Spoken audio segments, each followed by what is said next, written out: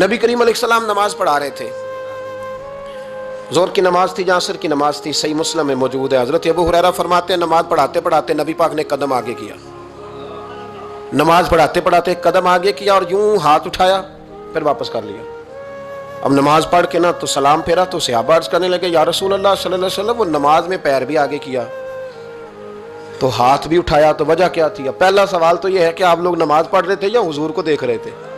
تو صحابہ تو پہلے ہی بتاتے ہیں کہ بھئی ہم تو پہلی صف میں نماز اس لیے پڑھتے تھے کہ نماز بھی ہوتی رہتی تھی اور چپ کے محبوب کی دید بھی ہوتی رہتی تھی۔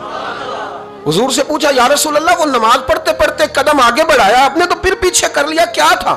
اور ہاتھ اٹھایا تو پھر آپ نے نیچے کر لیا۔ تو نبی کریم فرمانے لگے نماز پڑھاتے پڑھاتے جب میں نے کہا نا سمیع اللہ لمن حمیدہ، اچانک میری نظر اٹھی تو جنت میں چلی گئی، نظر اٹھی تو جنت میں، تیرے لیے 2-4 قدم عرش بری ہے۔ تو محبوب فرماتے ہیں جب میری اوپر نظر گئی نا تو میں نے دیکھا کہ انگوروں کا ایک خوشہ لٹک رہا ہے جنت میں، تو میں نے ہاتھ بڑھایا کہ توڑ لوں۔ حضور کھڑے ہیں مسجد نبوی میں اور فرماتے ہیں کہ میں یہاں کھڑے ہو کے ہاتھ اونچا کروں تو میرا جنت تک پہنچ جاتا ہے۔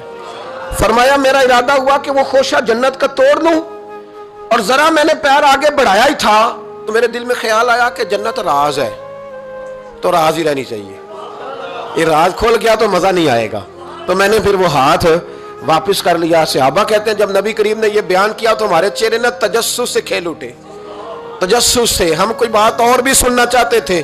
تو محبوب فرمانے لگے اگر میں وہ خوشہ توڑ کے لے آتا اور تمہیں دے دیتا تم قیامت تک بھی کھاتے رہتے تو تم سے ختم نہیں ہونا تھا۔ یہ صحیح مسلم کی حدیث ہے۔ او بھائی میرے رسول کریم کے واقعہ معراج پہ شکوہ کرنا، کہنا سمجھ میں نہیں آتی کیسے گئے تھے، تو جو چاہے تو ہر شب ہو مثال شب اسرا، اس لیے کہ تیرے لیے 2-4 قدم